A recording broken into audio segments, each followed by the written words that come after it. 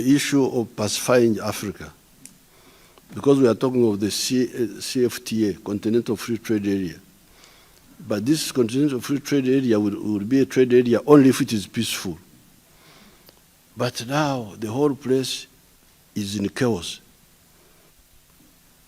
What we told, the good thing is that what these young people like the other one is calling history, I call current affairs. Because I was there all this time when all these things were happening. Now, when we started with our elders, Mzee Mandela was in jail, Mzee Oliver Tambo was in London, but we were active with Mwalimu Nyerere, because Mwalimu Nyerere was in charge of Tanganyika by that time.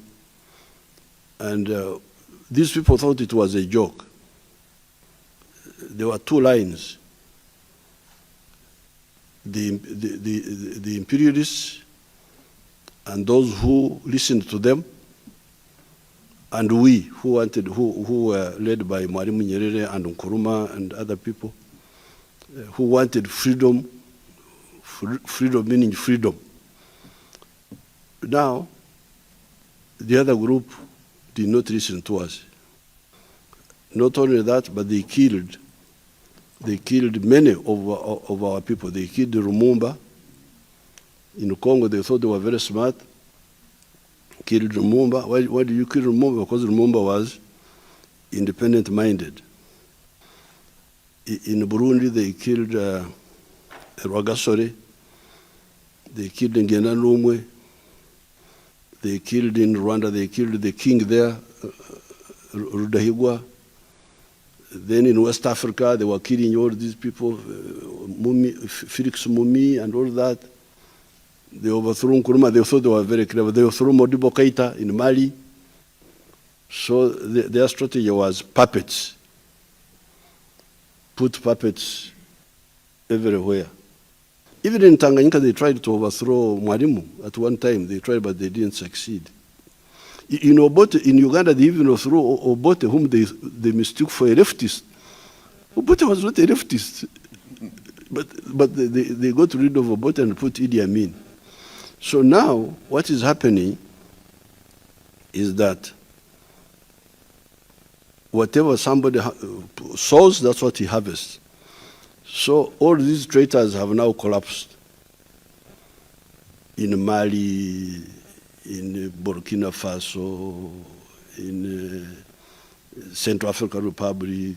It's chaos everywhere. So now, you people, me an old man, with my young brother who is, how old are you, Your Excellency? I'm 70. Oh, this is a decent distance behind me.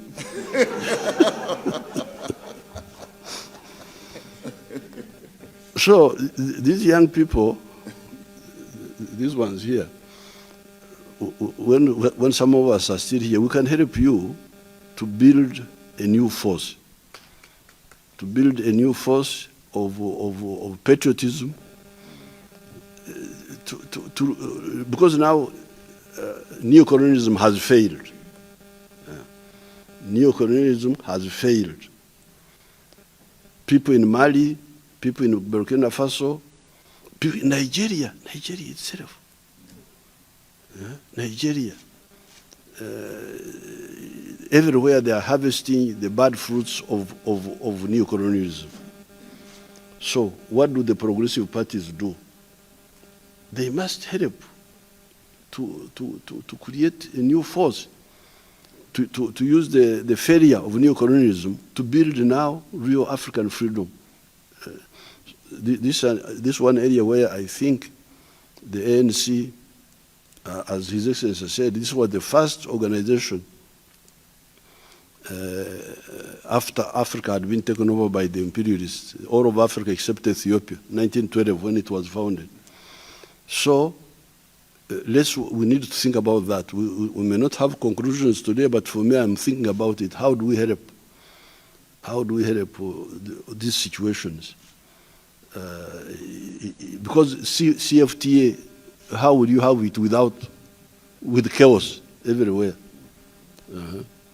How would you have it with Burkina Faso? How would you have it with Mali? How would you have it with the Central African Republic? How would you have it with Eastern Congo, that Eastern Democratic Republic of Congo? Those traitors who took over after, that's what I was telling His Excellency Tshisekedi. You, Tshisekedi, you need to decide. Are you on the side of the traitors, or are you on the side of the freedom fighters? Because that's how they end up. They just come, they end up being nothing. Because traitors cannot be, the first thing, the traitors cannot build an army. No. They can't build a national political party because they are sectarian, tribes, religion. Because of that, they can't build an army. So how will you have anything without an army, without a party, without... so I think really the ANC should think along with us how to see how to move some of these situations, how to work together. In Eastern Congo now we have intervened with our army there.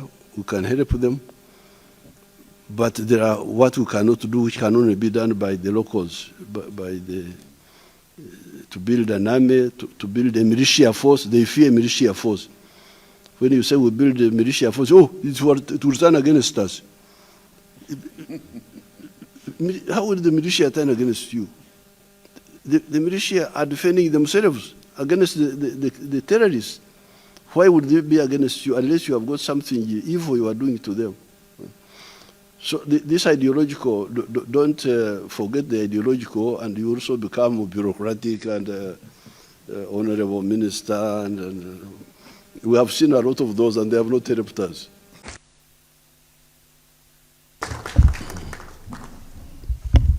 Your Excellency President Ramaphosa and the leaders of South Africa who are here, on behalf of the Ugandans, I'm very happy to be here. In 1967, I recruited myself into the ANC in Dar es Salaam. I just walked to Swai Priso's office, and I became a member of ANC. You can see now, 55 years later, at that time really nobody could believe that we would be here in Pretoria, because the situation in the world was very complicated. So I congratulate the people of South Africa for the big struggle they waged, especially the young people. In 1976, that uprising really gave us hope. Even we who were outside, we could see that things we are going to change. Now, when we had capacity to do some small contribution, in 1989, when the ANC had some issues in Angola, we did not hesitate. Mr. de Klerk wrote to me, said, first of all, the British, they came and said, no, you should be friends with the de Klerk. And actually they sent me a man called Malan. Malan was Minister of Defense or something like that. He came to Uganda, and the British were trying to say that we should have a relationship with the white government here. I said, no problem. I actually wrote, I think I wrote to de Klerk and told him that we have no problem. We can be friends, we can talk with the whites, but you don't abandon your own brothers for the sake of friendship, friendship must not be what takes me from my brother. So we are very happy that we are here where we are now. Now, when South Africa was approaching freedom, as I was telling His Excellency, I had long talks with Mzee Mandela when he came from jail. He first went to Zambia, then he came to Uganda. Then we had long talk. There were now new possibilities. Apart from struggling together, there was now the possibility of working on prosperity together. From the phase of struggling to the phase of working for joint prosperity. And those opportunities are still there. So therefore, the Joint Commission should study what can Uganda do best and sell to South Africa, and what can South Africa do best and sell to Uganda. Because really a durable relationship must be based on business, not just sentiments. To look at, that's what this commission should be doing. There are some things which Uganda can do best and sell to South Africa and vice versa. For instance, I know there is the issue of coal. We have very high grade iron ore in Uganda, but iron ore, one needs coal to turn iron ore into steel. And our part of the world, as you can see, is very far from the ocean, 1,000 miles. Now, bringing steel products from China, from India, from Ukraine in the past, very expensive. The freight alone, the transport, is bigger than even the cost of the product itself. So it is very important that we develop an inland steel industry for Uganda and for those areas around. But here we need coal from South Africa. Some people are talking of hydrogen. They say we can use hydrogen, but they are still saying it is a bit expensive. That it is easier to use coal through Mombasa. So these items should be listed. South Africa, this and that and that. Don't just come to you, like we do in the African Union, Madame, Excellence, just like a theater. That's why I don't attend those African Union meetings anymore. I don't have time for. So come with concrete. What can Uganda produce that South Africa needs? What can South Africa produce? For me, I have told you about coal. And we are developing electric cars. We have already moved very far. Electric cars, our scientists have built them. But in order for the electric vehicles, buses, to be economic, it is also good that we make the batteries locally in Uganda. And of course, we are looking at lithium and other minerals in Uganda. They may be there, but in case they are not, South Africa has got a lot of those minerals. So you can check that, so that you go industry, even if there are 5 or 6, which you identify. You say South Africa can do this, Uganda can do this, and Uganda can be assisted to do this. And now, of course, Uganda has got, with agriculture, things are much easier, because here away from the equator, I hear people have got only one rainy season. That's what I hear. But there, near the equator, we have 2 rainy seasons. That's why these Ugandans are lazy, you see, because life is very easy for them. You don't have to work very hard, you know. Even a fool can survive in Uganda. So those agro-based that South Africa may need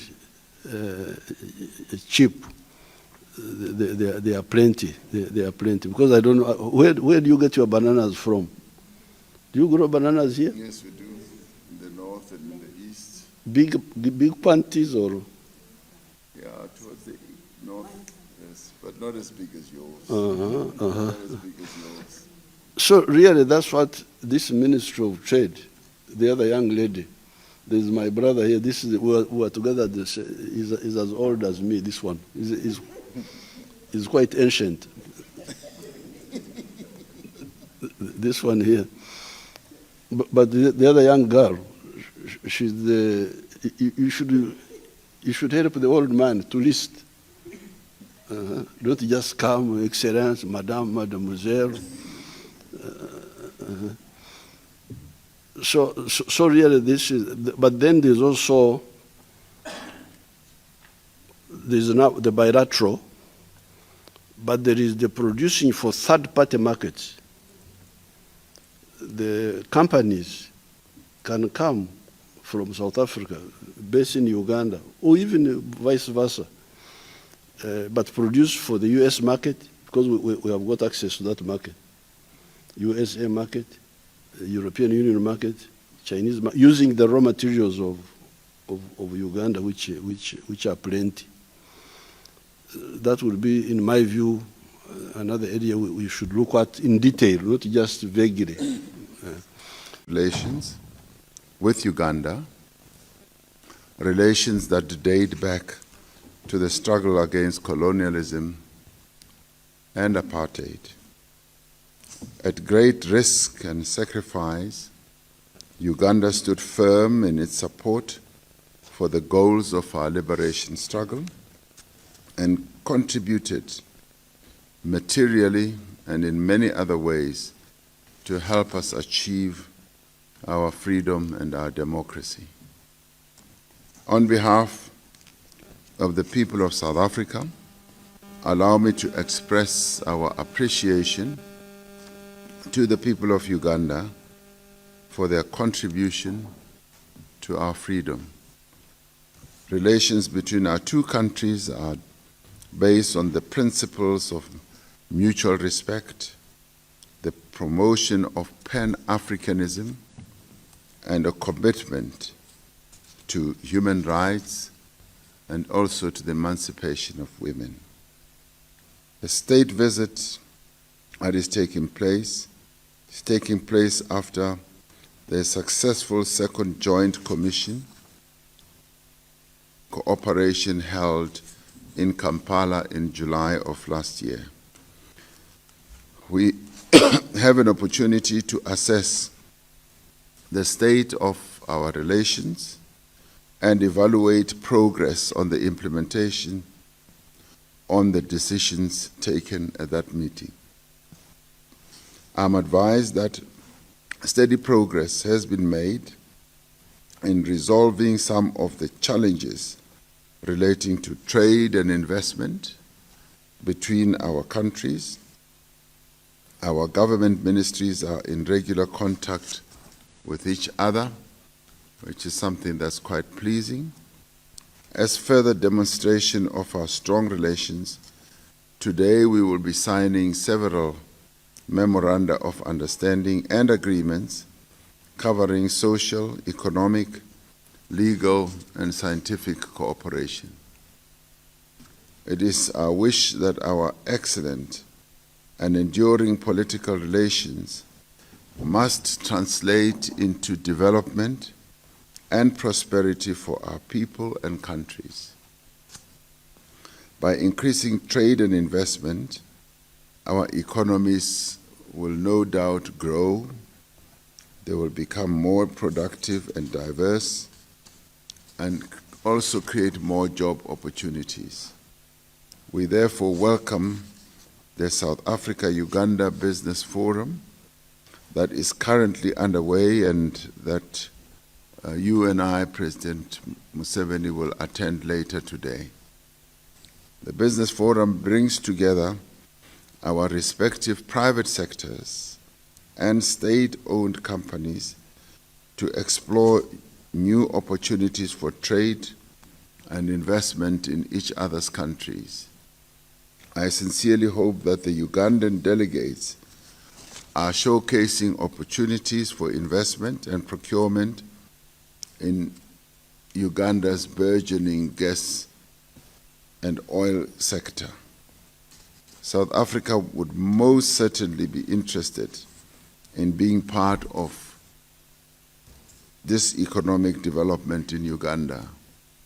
It does not make economic sense nor political sense for African countries to trade with and procure from countries abroad when the services, the finances, the commodities and the products that they seek are available right here on the continent.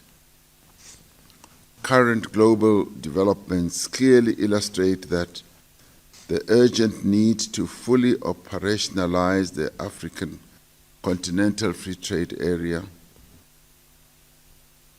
the AFCFTA presents huge economic opportunities to grow intra-African trade and to deepen bilateral cooperation and continental integration as well.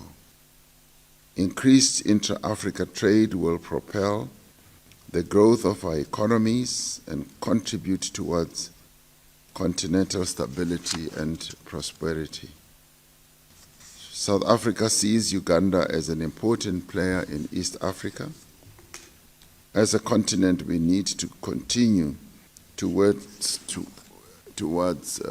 peaceful resolutions of conflicts that occur on our continent. And South Africa strongly believes in African solutions for African problems. And we support the call for dialogue amongst member states, particularly in East Africa Community and SADC. We further support the call for the establishment of mechanisms to effectively coordinate continental interventions. South Africa looks forward to continuing the good cooperation that we have amongst ourselves, and we believe that it is vital that like-minded countries such as South Africa and Uganda should continue working together for peace efforts on our continent.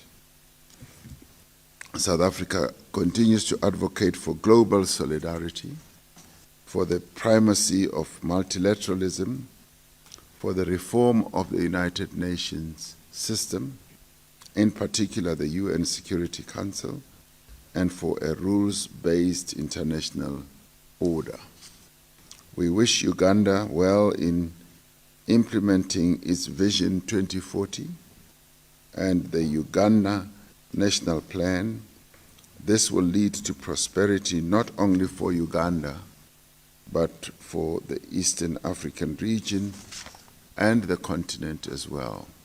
So, Your Excellency, we are indeed overjoyed that after almost 11 years, you have come back to South Africa, and we would like to say, see this as your home, away from home, and we wish your visit a great success, and thank you very much for honoring us in the way that you have.